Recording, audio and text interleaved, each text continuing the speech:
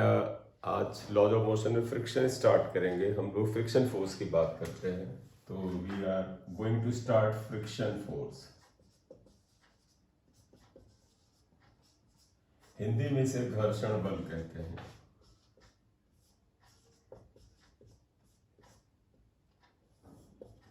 Right? देखिए, friction कब आता है? आप डे टू डे लाइफ में देखिएगा, जैसे कोई एक, आप मान लीजिए आपकी ये टेबल है, ये टेबल है। इस टेबल के ऊपर तुम एक ब्लॉक को अगर रखते हो, इस ब्लॉक को, इसका कुछ मास है, और इसके ऊपर तुम फोर्स लगाते हो। अगर तुम फोर्स ये लगाते हो थोड़ा है, कम है, तो कई बार होता है कि बॉडी जिससे आपने फोर्स लगाया वो काफी हैवी बॉडी है, तो जब फोर्स लगाते हो तो लगता है यार हमने ताकत तो पूरी लगा दी, ये बॉडी चल नहीं रही है। क्या तुमने फोर्स नहीं लगाया है? लगाया है, आपने ये फोर्स लगाया है, फिर भी ये बॉडी इस टेबल के ऊपर रिलेटिव मोशन मतलब इस टेबल के रेस्पेक्ट में आगे नहीं बढ़ती है। अगर ये आगे नहीं बढ़ रही है, टेबल को हटा के अगर हम ऐसे ही कर लें, इस सरफेस के आगे नहीं बढ़ रही है, इसका मतलब इस फोर्स का अपोज करने वाला कोई अपोजिट डायरेक्शन में कोई फोर्स यहाँ पर लग गया है, और इस फोर्स को ही हम फ्रिक्शन फोर्स कहते हैं। अब अगर आप इस फोर्स को थोड़ा बढ़ा दें तो आप देखोगे अगर बॉडी अभी भी नहीं बढ़ती है, तो इसका मतलब है एक्सटर्नल फोर्स को बढ़ाने पर अगर ये बॉडी अभी भी रुकी हुई है, तो इसका मतलब इस फोर्स ने अपनी वैल्यू को और बढ़ा लिया है, जिससे कि बॉडी को रोक दे रहा है। थोड़ी देर बाद अगर आप ये फोर्स इतना लगा दें कि ये बॉडी इसके ऊपर मूव करने लगे, यानी कि नीचे वाले सरफेस के रेस्पेक्ट में रिलेटिव मोशन करने लगे, तो भी अपोजिट डायरेक्शन में एक अपोजिशन लगता है। वो आपको दिखेगा। आप किसी डब्बे को आप अपने घर के कमरे में आप हल्का सा धक्का देके स्लाइड करा दीजिए, वो डब्बा आगे जाके क्या अनंत काल तक चलता रहेगा? नहीं, वो आगे जाके रुक जाएगा। इसका मतलब है जब दो बॉडीज कांटेक्ट में होती हैं, तो जो बॉडी जैसे ऊपर वाली बॉडी नीचे वाली बॉडी के रेस्पेक्ट में आगे बढ़ने की, रिलेटिव मोशन करने की कोशिश करती है, तो इनके सरफेस ऑफ कांटेक्ट पर टेंजेंशियल एक अपोजिंग फोर्स लगता है, इसे फ्रिक्शन फोर्स कहते हैं। अब आप कहोगे कि फ्रिक्शन फोर्स किधर लगता है? जिस तरफ body is intend to move, जिस तरफ बॉडी का रिलेटिव मोशन का इंटेंशन होता है, ये उसके खिलाफ लगता है। जैसे ये बॉडी इस सरफेस पर आगे बढ़ने की कोशिश कर रही है, नहीं बढ़ रही है तो भी लगा, और ये इस पर चलने लगेगी तो भी लगेगा, इसे हम फ्रिक्शन फोर्स कहते हैं। तो आप कह सकते हैं फ्रिक्शन फोर्स क्या है? व्हेन टू, थोड़ा सा वर्ड और लगा दे, rough bodies are in contact and one body, one का मतलब मैं यहां ऊपर वाली बॉडी ले रहा हूं, ये ऊपर वाली बॉडी है, नीचे वाली बॉडी, टेंड्स टू, टेंड्स बेटा, टेंडेंसी है इसकी, tends to move on the other body,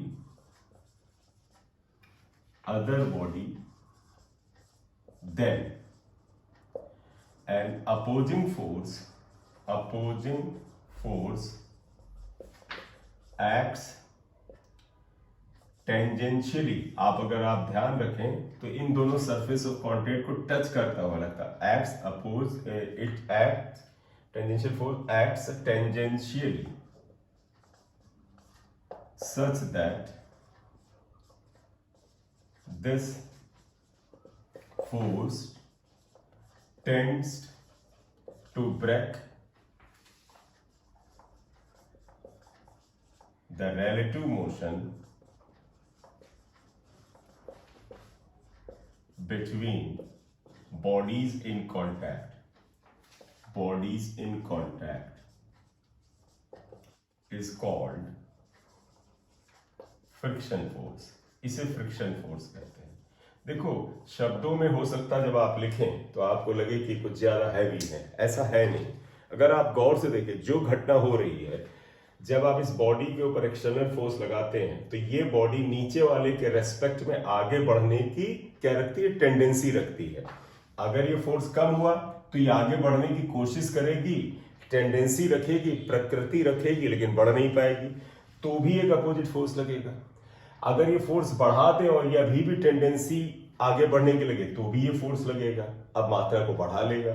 और अगर ये इसके ऊपर मूव करने लगे यानी नीचे वाले के रेस्पेक्ट में रिलेटिव वेलोसिटी दे ले तो भी ये फ्रिक्शन फोर्स लगता है।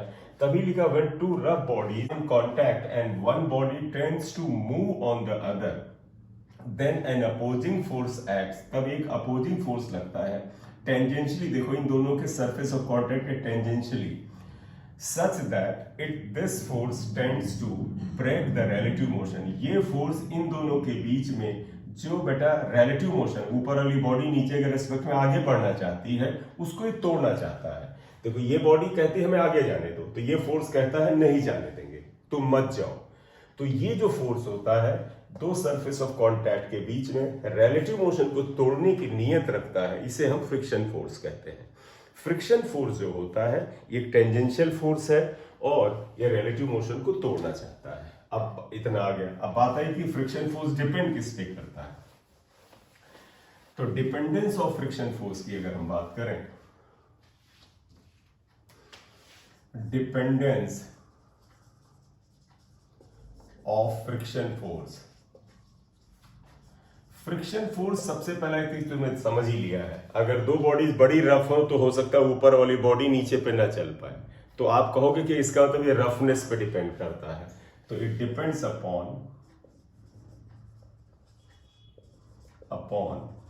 रफनेस,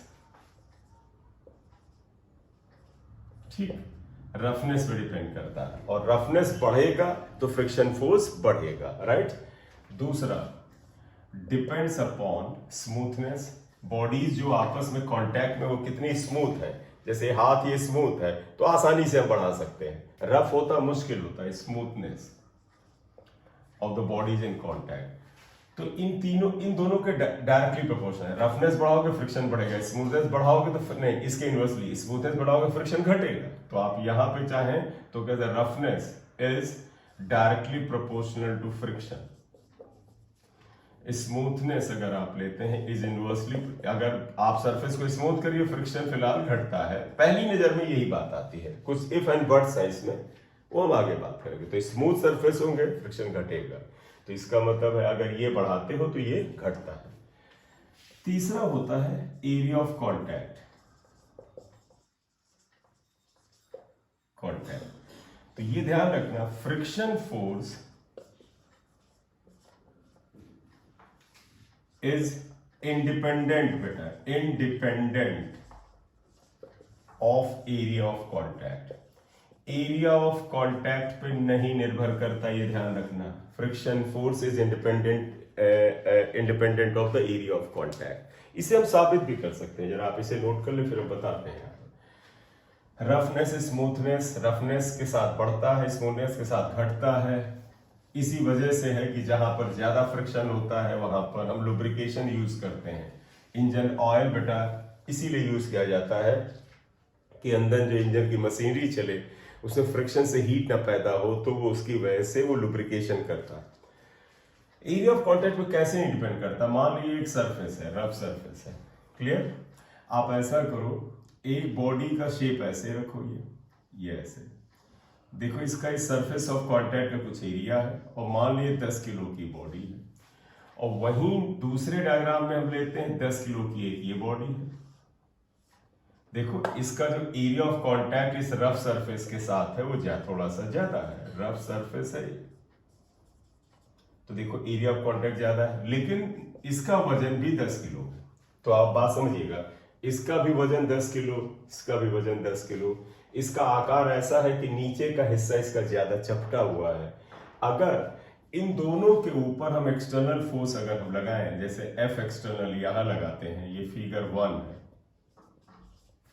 और ये फिगर 2 है, अगर हम एफ एक्सटर्नल फोर्स यहां पर लगाएं तो ध्यान रखना ये दोनों बॉडीज, अगर ये बॉडी एक ही तरह की है, यानी उसके बीच में, यानी इस बॉडी और जमीन के बीच में, इस बॉडी और जमीन के बीच में अगर स्मूथनेस रफनेस बराबर मात्रा में है, तो इसका एरिया कम कांटेक्ट में होने और इसका एरिया ज्यादा कांटेक्ट में होने के बावजूद भी फ्रिक्शन फोर्स बेटा इसमें ये और इसमें ये क्या होगा, सेम होगा।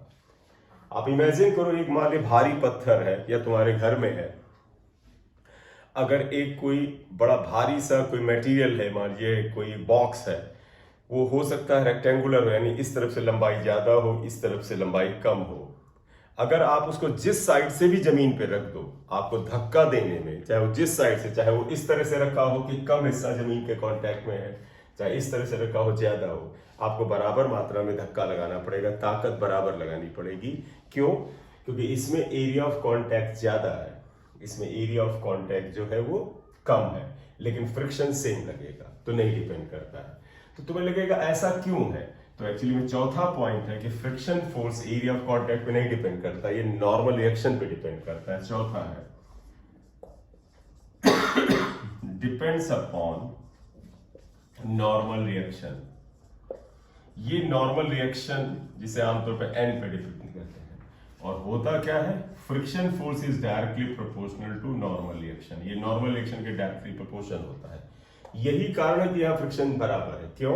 क्योंकि अगर आप इसको फिगर 1 लिख रहे थे तो आपको पता है इसका वजन अगर 10G है तो normal reaction N equal to, देखिए कितने के बराबर होगा, 10G के बराबर होगा। ये फोर्स इसके ही बराबर होगा। और यहां पर भी देखें, अगर वेट 10G है तो नॉर्मल रिएक्शन यहाँ N भी 10G के बराबर होगा, क्योंकि दोनों केसेस में बॉडीज का मास सेम है, फ्रिक्शन भी यानी रफनेस भी यहाँ पर सेम है, तो नॉर्मल रिएक्शन बराबर होने की वजह से फ्रिक्शन फोर्स बराबर लग रहा है। Friction force is directly proportional to normal reaction and it is independent of area of contact. Clear? ये आया, ठीक। तो इतना लिख लो, फिर आगे इसे बढ़ा लेते हैं। What is the cause of friction? Cause of friction, friction का कारण क्या है? तो आप समझिएगा बेटा कि फ्रिक्शन का कारण क्या है। इसमें दो थ्योरीज चलती हैं, थ्योरीज है, एक है ओल्ड थ्योरी, एक है मॉडर्न थ्योरी। तो हम पहले बात करेंगे ओल्ड थ्योरी पर। It can be explained, it can be explained by two theories. इसे आप दो थ्योरीज से एक्सप्लेन कर सकते हैं। Number 1 is old theory and number 2 is modern theory या मॉडर्न व्यू। मॉडर्न थ्योरी या व्यू, जो हमारा मॉडर्न व्यू है, जो इसके आधार पे बताते हैं। क्योंकि ओल्ड थ्योरी सारी चीजों को एक्सप्लेन नहीं कर पाती, कुछ जगह उसमें बेटा इफ एंड बट आ जाते हैं। इसी तरह मॉडर्न व्यू में उसकी अपनी लिमिटेशंस है, तो एक्सप्लेनेशन है। तो पहले हम बात करेंगे बेटा, आप देखिएगा ओल्ड थ्योरी का। तो फर्स्ट थिंग हम बात करेंगे ओल्ड थ्योरीज की क्या है। देखो ओल्ड थ्योरी बड़ा सिंपल सी बात करता है। जैसे अगर आप मान लीजिए आपने घर की टेबल के ऊपर, आप मान लीजिए आपका ये घर का टेबल है, ये मान लीजिए घर का टेबल है, ये टेबल का हमने सरफेस ले लिया, इसके ऊपर एक ब्लॉक रख देते हो। तो ओल्ड थ्योरी क्या कहती है, जो बॉडीज कांटेक्ट में होती हैं, तो जहां पर कांटेक्ट है तो वहां पर ऐसा लगता है ये स्मूथ है, बॉडी चिकनी है, स्मूथ बॉडीज है। कोई भी लीजिए आप, किसी भी चीज को, आप अपनी बुक है उसको टेबल पे रख दीजिए, आपको लगेगा टेबल भी स्मूथ है, बुक भी स्मूथ है। या कोई बॉक्स रख दीजिए, मिठाई का डिब्बा रख दीजिए, तो आपको लगेगा टेबल भी स्मूथ है, डिब्बा भी कोई इतना रफ नहीं है। तो यानी जब हम मैक्रोस्कोप, यानी हम अपनी आंखों से देखते हैं, तो दो बॉडीज इन कांटेक्ट जो होती हैं उनके सरफेसेस स्मूथ लगते हैं। लेकिन ये ओल्ड थ्योरी कहती है कि जहां पर ये दोनों बॉडी टच कर रही हैं, इनके सरफेस को अगर हम माइक्रोस्कोप से देखें, तो when we see the surfaces of contact microscopically, microscope लगा के देखें, तो पता चलेगा जहां पर बॉडी टच कर रही है वहां पर सरफेस उतना स्मूथ नहीं है जितना लग रहा है। मैं तुम्हें बताऊं बेटा, ये दीवार है, ये दीवार है, स्मूथ लग रही है। आप पता है बेटा, आप माइक्रोस्कोप लाएं, माइक्रोस्कोप, और कोई बड़ा हाई क्वालिटी का नहीं, ठीक ठाक लेवल का, और इसका एक पिक्चर लें, तो यहां पर आपको ये स्मूथ नहीं लगेगा, इसमें बहुत सारे आपको उभार नजर आएंगे। मतलब इतना हो सकता है कि माइक्रोस्कोप लगा के इसे देखें और उसका एक फोटो खींच लें और उसका फ्रेम लगा दें यहाँ पर, तो इसी दीवार का जो माइक्रोस्कोप से खींचा गया फोटो होगा उसमें हो सकता है आपको अच्छे खासे पहाड़ जैसे दिखें। तो ओल्ड थ्योरी यही कहता है कि जब दो सरफेस कांटेक्ट में होते हैं, हम नॉर्मल व्यू देखते हैं, हम अपनी आंखों से देखते हैं, तो वो सरफेस इतने रफ नहीं लगते हैं। But when we see the surfaces in contact microscopically, then जहां पर ये सरफेस कांटेक्ट में है, तो आप देखो ये ऑर्डिनरी व्यू है, ऑर्डिनरी व्यू यानी साधारण तरीके से हम देख रहे हैं अपनी आंखों से।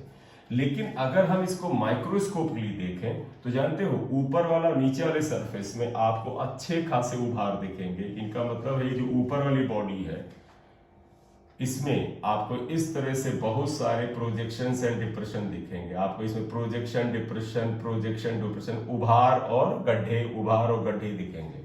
इसी तरह नीचे वाली बॉडी अगर आप देखिए ये है तो इसके अंदर भी आपको प्रोजेक्शंस एंड डिप्रेशंस ऐसे हजारों की मात्रा में दिखेंगे, ये आपको दिखेंगे।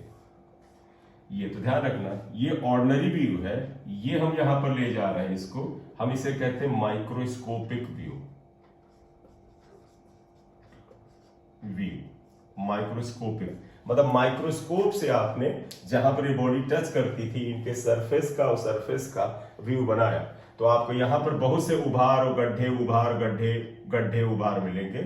और जब ऊपर वाला सरफेस इसके कांटेक्ट में होता है तो हमें दिखता ऐसे है। वास्तव में इनके डिप्रेशन और प्रोजेक्शन देखो, डिप्रेशन प्रोजेक्शन के अंदर एक इंटरलॉकिंग, देखो बेटा ये इसके बीच में फंस जाता है तो देखो इनके बीच में एक इंटरलॉकिंग बन जाती है।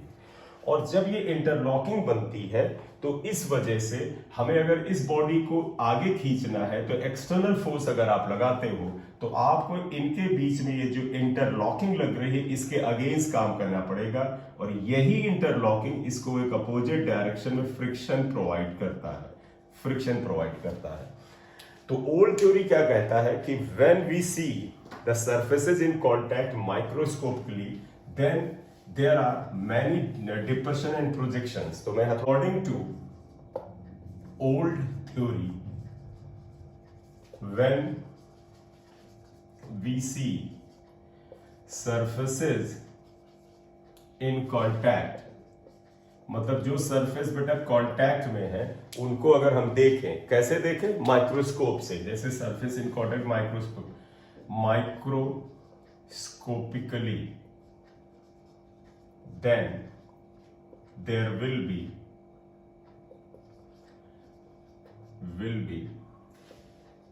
large number of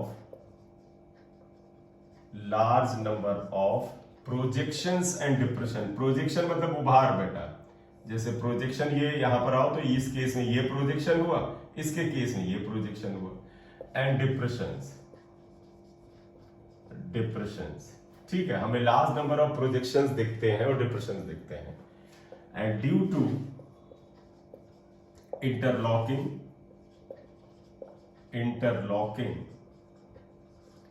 between projections and depressions मतलब ये जो प्रोजेक्शन है और डिप्रेशन है इनके बीच में जो इंटरलॉकिंग होती है वी एक्सपीरियंस अपोजिंग फोर्स। एक बेटा अपोजिंग फोर्स आपको मिलता है, ये opposing force, and it is called, इसे हम बोलते हैं क्या? Friction force. इसे हम फ्रिक्शन फोर्स बोलते हैं। क्लियर? तो ओल्ड थ्योरी ये कहती है कि जब सरफेस जो टच में होते हैं उनको बड़ी ही माइक्रोस्कोप से देखें तो आपको ऐसा सीन दिखता है और इनके बीच में ये दोनों सरफेस फंस जाते हैं, इंटरलॉकिंग होती है, इसलिए एक्सटर्नल फोर्स का खिलाफत मिलता है। ये थ्योरी ये भी कहती है क्या कि अगर तुम याद है बेटा जो सरफेस रफ होते हैं उसमें फ्रिक्शन ज्यादा होता है, फ्रिक्शन को कम करने का सबसे अच्छा उपाय क्या होता है? लुब्रिकेशन, यानी सरफेस को स्मूथ बनाया जाए, बीच में ऑयलिंग की जाए। तो जब सरफेसेस को स्मूथ बनाते हैं घिस दे जैसे, तो when the surfaces are made smooth तो ये प्रोजेक्शन और डिप्रेशन थोड़े से घिस जाते हैं तो ये इंटरलॉकिंग कम हो जाती है। तो when the surfaces are made smooth projection and depression जो होते हैं वो घट जाते हैं और फ्रिक्शन कम हो जाता है।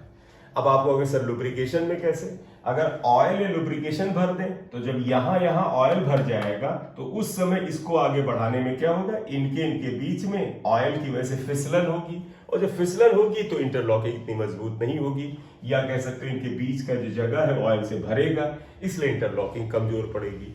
तो अगर आप रफ सरफेस को घिस करके स्मूथ कर दें तो प्रोजेक्शन और डिप्रेशन कम हो जाते हैं, या ऑयलिंग कर दें तो प्रोजेक्शन और डिप्रेशन भी है उनके बीच का गैप कम होता है या स्मूथ हो जाते हैं, फिसलन पैदा होती है तो फ्रिक्शन कम होता है। राइट? ये ओल्ड थ्योरी है। तो ओल्ड थ्योरी इन चीजों को बड़े बेहतर तरीके से बता रही थी कि कैसे इंटरलॉकिंग से ये होता है। दिमाग में रखिएगा, कुछ एक्सप्लेनेटरी टाइप ऑफ क्वेश्चन के ऑप्शन भी मिलता है, ठीक है। लेकिन एक जगह इसको हम ये नहीं कहेंगे फेल होता है, चैलेंज मिलता है। वो क्या? ये कहता है कि जब सरफेस स्मूथ करते हैं, यानी हम इनको घिस दें तो सरफेस स्मूथ होते हैं, तो फ्रिक्शन घटता है। सरफेस और स्मूथ करो और फ्रिक्शन घटेगा, और स्मूथ करो और फ्रिक्शन घटेगा, और स्मूथ करो और घटेगा। लेकिन अगर तुमने लाइफ में देखा हो, when the surfaces are extremely smooth then friction increases. For example, glass का, बेटा ग्लास का शीट ले लो। तुम अगर कभी इमेजिन करो घर में कुछ बन रहा हो, तो ग्लास हम खरीद के लाए, एक ग्लास रखा, उसके बाद दूसरा ग्लास, तीसरा ग्लास, चौथा ग्लास, पांचवा रख दिया और 2-3 दिन तक रखे रहो, फिर आप उन्हें हटाओ तो चिपक जाते हैं, हटते ही नहीं है। इवन अब हटेंगे टूट के ही।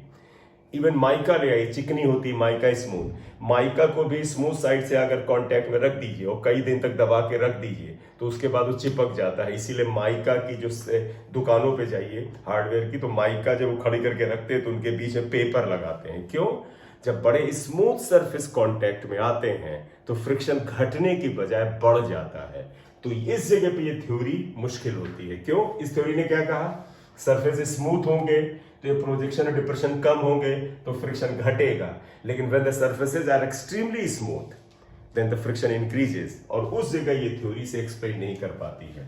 तो मैं पहले एक बात ये लिख दूं, when surfaces are made smooth then projection and depressions decreases, घटते हैं बेटा, hence friction decreases, right. Same बेटा लुब्रिकेशन से होता है, ऑयलिंग करने से, आप ग्रीसिंग लगा दो, उससे क्या होता है? प्रोजेक्शन और डिप्रेशन घटते हैं। लेकिन आगे हम अगर आए तो स्मूथ सरफेस से फ्रिक्शन कम होता है, ऐसा ओल्ड थ्योरी बताती है और एक्सप्लेन करती है। लेकिन यहां पर एक एक्सेप्शन आएगा। क्या आएगा? If surfaces are extremely smooth, like आप लिख सकते हैं, लाइक ग्लास,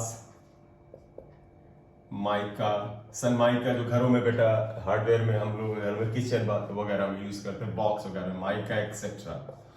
तो like glass, mica, then when the surface is extremely smooth then friction again increases, अब बढ़ जाता है ये। अब यहां पे ओल्ड थ्योरी फंस गई, वो इसे एक्सप्लेन नहीं कर पा रही है। तो क्या आया? तो ये अब आया कि फिर क्या किया जाए। तो इसको एक्सप्लेन करने के लिए when the surface is extremely smooth then the friction increases, how to explain? इसके लिए मॉडर्न व्यू पे आना पड़ेगा। मॉडर्न व्यू को एक्सप्लेन, मॉडर्न व्यू जो है या मॉडर्न जो थ्योरी है वो इसको एक्सप्लेन करने के तरीके में थोड़ा बदलाव करती है। तो मॉडर्न थ्योरी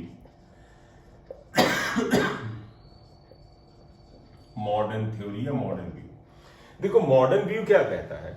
वो ये कहता है कि जब दो सरफेस कांटेक्ट में होते हैं उनका एरिया ऑफ कांटेक्ट जो तुम्हें दिखता है वो असल में उतना होता नहीं है। यह एक कंट्राडिक्शन आएगा। आप अभी हमने बताया कि friction force area of contact पे नहीं डिपेंड करता है, लेकिन यहां पर लगेगा कि सर आप तो कह रहे डिपेंड करता है। Yes, actually surface friction force area of contact पे नहीं डिपेंड करता, वो एक्चुअल एरिया ऑफ कांटेक्ट पे डिपेंड करता है। वो एपरेंट एरिया ऑफ कांटेक्ट पे नहीं डिपेंड करता, वो एक्चुअल एरिया ऑफ कांटेक्ट पे डिपेंड करता है। तो न्यू मॉडर्न व्यू क्या कहता है आप खुद समझना। मान लो ये मेरा हाथ है, ये लोअर सरफेस है, मैं कहूं बताओ कितना एरिया कांटेक्ट में है, तो आप कहोगे सर जितना हथेली का एरिया है वही कांटेक्ट में है। लेकिन अगर गौर से देखो हमारे हाथ में उभार है, यहाँ गड्ढा है, उभार गड्ढा, ये अगर हमने इनको टच कराया था तो हर पॉइंट इसके हर पॉइंट से टच नहीं कर रहा था। यहां टच कर रहा था तो इस जगह पे देखो गैप था, यहां टच कर रहा था तो देखो यहां गैप था। तो वास्तव में जब दो बॉडी एक दूसरे के कांटेक्ट में होती हैं तो जो तुम्हें बाहर से दिखता है कि एरिया ऑफ कांटेक्ट क्या है, जितना इसका एरिया ऑफ कांटेक्ट, इसे हम बोलते हैं एपरेंट एरिया ऑफ कांटेक्ट, इसे हम वर्चुअल एरिया ऑफ कांटेक्ट या ज्योमेट्रिकल भी बोल सकते हैं। क्यों? ज्योमेट्री यानी आकार के अनुसार इतना दिख रहा है कि एरिया ऑफ कांटेक्ट इतना है। लेकिन असल में सारे बिंदु, इसके सारे पॉइंट से टच में नहीं थे। असल में गौर से देखो तो इसके, अगर एक फेक डेटा ले कि इसका एरिया मान लेते हैं 10 सेंटीमीटर स्क्वायर है, तो हो सकता है जो पॉइंट एक दूसरे को टच कर रहे हैं उनका एरिया सिर्फ हो सकता है 5 हो, 6 हो। न्यू थ्योरी, वो जो आपकी मॉडर्न व्यू है यही कहता है। वो क्या कहता है? When two bodies are in contact then geometrical या apparent area of contact is more but actual area of contact is less and force of friction is due to the, वो बताइए क्या कहता है? वो कहता है जैसे ये मॉलिक्यूल अगर ये पॉइंट कांटेक्ट में है, ये कहता है it is due to the intermolecular force of attraction between these molecule. मतलब इसका मॉलिक्यूल, इसका यानी नीचे वाला सरफेस और ऊपर वाला, इसके जो बिंदु, जो पॉइंट एक दूसरे को टच करते हैं, इसके मॉलिक्यूल को एक इंटरमॉलिक्यूलर फोर्स लगाते हैं और उस इंटरमॉलिक्यूलर फोर्स की वजह से ही जब हम ऊपर इसे खिसकाते हैं तो हमें एक अपोजिशन मिलता है। तो ये क्या कहता है कि एक्चुअल में आपको लग रहा था कि ये बॉडी जब दोनों कांटेक्ट में आई तो एरिया ऑफ कांटेक्ट इस हथेली के बराबर है, असल में एरिया ऑफ कांटेक्ट कम है। तो इनका मतलब था एरिया ऑफ कांटेक्ट शुरुआत में कम होता है। अब अगर तुम इमेजिन करो, हम अपने हाथ को रगड़ करके फ्लैट कर दें, बिल्कुल ये जो उभार हटाते फ्लैट चिकना कर दें, ये भी चिकना कर दें, तो कहते हैं जब ये सरफेस इस तरह से रफ नहीं होते हैं, बिल्कुल फ्लैट और चिकने हो जाते हैं, तब अब आप इनको चिपकाते हैं तो टच करने वाले पॉइंट, इसका पॉइंट जो टच करता है आपस में, जिनमें इंटरमॉलिक्यूलर फोर्स लगाता है, इसका मॉलिक्यूल इसके मॉलिक्यूल के बीच में वो बढ़ जाता है। तो वास्तव में नई थ्योरी कहती है जब सरफेसेस एक्सट्रीमली स्मूथ होते हैं तो उनका जो एक्चुअल एरिया ऑफ कांटेक्ट है वो बढ़ जाता है, इसलिए इंटरमॉलिक्यूलर फोर्स इनके बीच में जो होता है वो बढ़ जाता है। और अब अगर आप इसको खिसकाना चाहते हैं तो आपको ज्यादा इंटरमॉलिक्यूलर फोर्स के अगेंस्ट वर्क करना पड़ता है, इसलिए एक्सट्रीमली स्मूथ सरफेस में फ्रिक्शन बढ़ जाता है। तो ये क्या लाता है? देखो ये ऐसा लाता, मैं लिखूंगा तुम्हें और बेटर समझ में आएगा। According to this theory, friction force is due to intermolecular या interatomic intermolecular force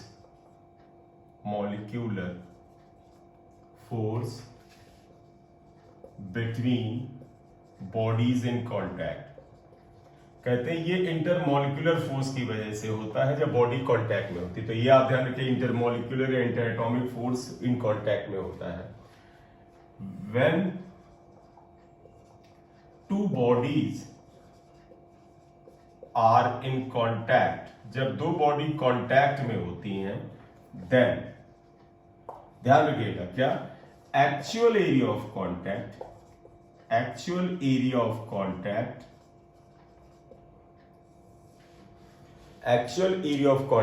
is less than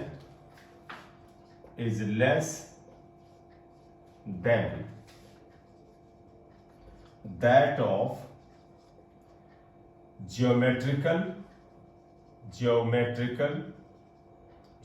मतलब जो आपको दिख रहा है, और apparent, एक ही बात है, apparent, तो it is less than, तो इन्होंने क्या बोला, एक्चुअल एरिया ऑफ कांटेक्ट, असल में जो एरिया कांटेक्ट में होता है वो कम होता है, दिखता ज्यादा है, जैसे मैंने हथेली वाला बताया, और एपरेंट एरिया, तो एक्चुअल और apparent area of contact is less then,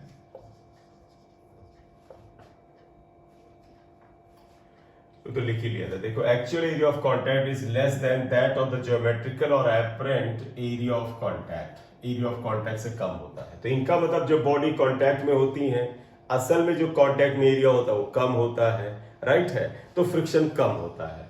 when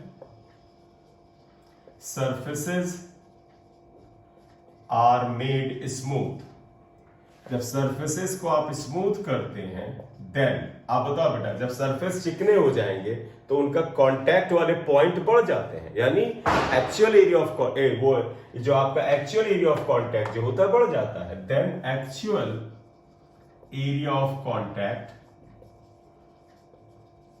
increases, Hence friction force increases. तो ध्यान रखिएगा, ये एक थ्योरी बताती है कि फ्रिक्शन, अब कहीं पर आए कि friction force depends upon area of contact, तुम कहोगे नहीं करता है, लेकिन अगर आए friction force depends upon actual area of contact, yes करता है। तो अलर्ट रहिएगा, जब कहीं पर आंसर करें देखना उन्होंने ऐसा तो नहीं भाषा बनाई जिससे लग रहा है कि depends upon true area of contact, तो ये ट्रू एरिया ऑफ कांटेक्ट पे डिपेंड करता है, लेकिन असल में एरिया ऑफ कांटेक्ट जो दिखता है ज्योमेट्रिकल एरिया पे नहीं डिपेंड करता है। तो ये मॉडर्न थ्योरी है, इसे आप यहां तक लिख लो और फिर इसकी बात अगला पार्ट करते हैं यहां पर, ठीक है, लिख ले। Thank you.